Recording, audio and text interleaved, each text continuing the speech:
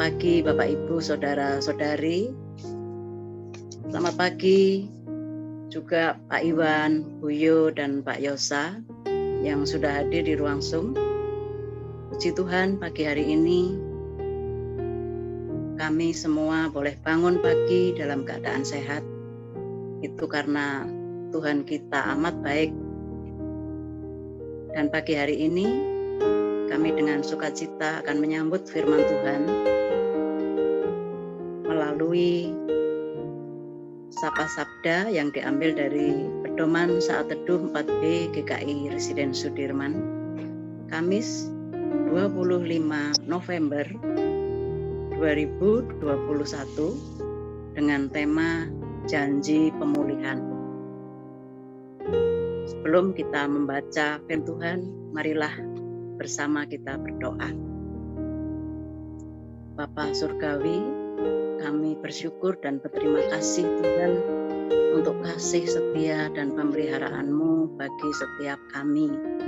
Hingga pagi ini Tuhan kami berkesempatan untuk saat teduh bersama. Pimpin dan tolong kami Tuhan, agar kami dapat mengerti dan memahami firman-Mu yang akan kami baca pagi ini. Terima kasih ya Bapa, dalam nama Tuhan Yesus kami berdoa. Amin. Firman Tuhan hari ini diambil dari Yeremia 33 ayat 14 sampai dengan 16 akan dibacakan oleh Bu Yohana.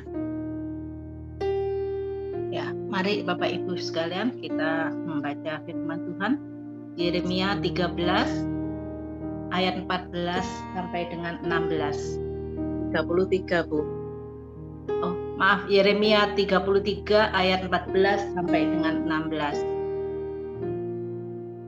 Sesungguhnya waktunya akan datang, demikianlah firman Tuhan, bahwa aku akan menepati janji yang telah kukatakan kepada kaum Israel dan kaum Yehuda. Pada waktu itu dan pada masa itu, aku akan menumbuhkan tunas keadilan bagi Daud. Ia akan melaksanakan keadilan dan kebenaran di negeri. Pada waktu itu, Yehuda akan dibebaskan dan Yerusalem akan hidup dengan tentram. Dan dengan nama inilah mereka akan dipanggil, Tuhan keadilan kita. Demikian firman Tuhan. Terima kasih Ibu. Bapak Ibu, marilah bersama-sama kita membaca renungannya.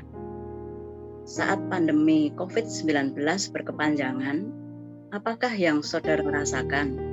Apakah saudara mulai bosan dan bahkan merasa menderita di tengah pandemi yang terjadi?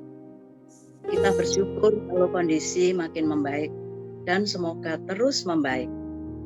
Apakah saudara yakin bahwa Allah sanggup memulihkan kondisi kehidupan menjadi lebih baik? Marilah kita merenungkannya. Yeremia 33 ayat 14 sampai 16 merupakan akhir dari bagian yang disebut Kitab Penghiburan. Bagian ini merupakan ulangan atau penegasan terhadap nubuat sebelumnya tentang janji pengharapan dari Allah bagi umatnya. Pengulangan atau penegasan semacam ini dimaksudkan untuk membangkitkan harapan baru bagi umat Allah yang sedang bergumul dalam penderitaan di pembuangan. Babel terlalu kuat bagi mereka, sebab kerajaan Asyur yang begitu besar dan kuat pun tidak mampu melawannya. Memang Allah sudah memberikan janji pemulihan kepada mereka. Namun, apalah artinya jika tidak ada tokoh yang akan memimpin mereka? Di tengah penderitaan, pastilah dalam hati mereka terbersit pertanyaan besar. Siapakah yang dapat memulihkan mereka? Allah mengetahui segala pergumulan masa depan mereka. Dia juga tahu bahwa sebuah bangsa dapat hidup dengan tentram dan damai jika mereka mempunyai raja yang melaksanakan keadilan dan kebenaran.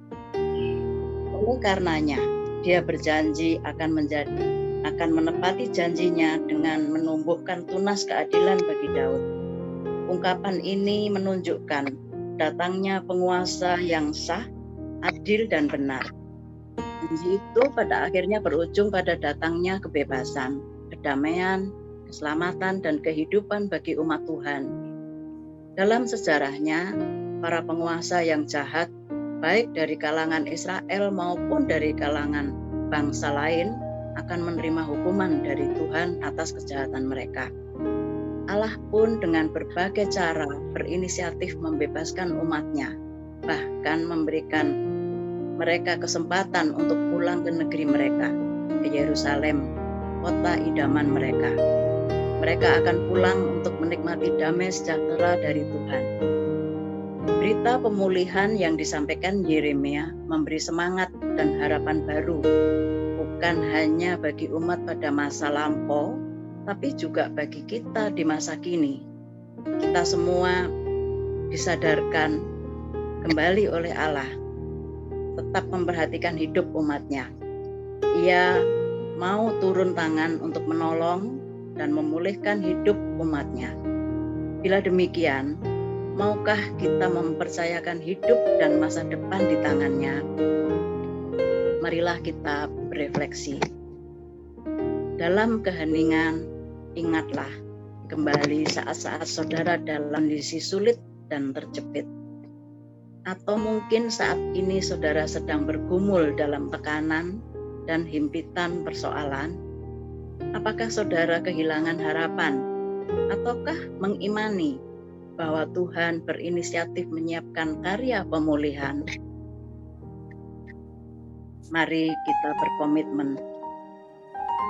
Aku akan menelepon teman atau keluarga yang sedang bersedih dan putus asa untuk menguatkan mereka agar mereka kembali berpengharapan pada Tuhan.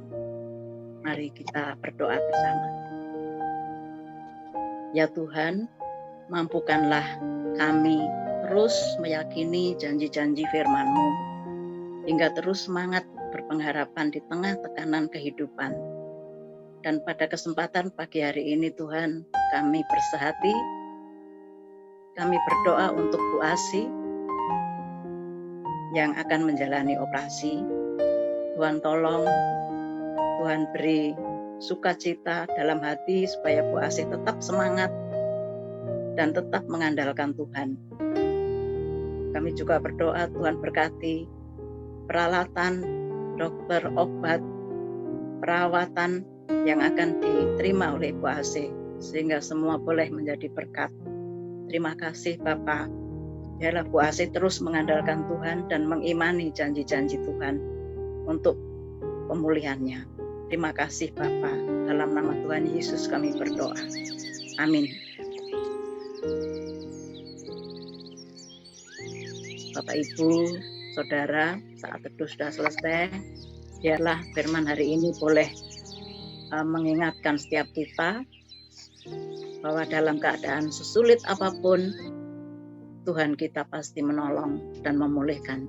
Amin.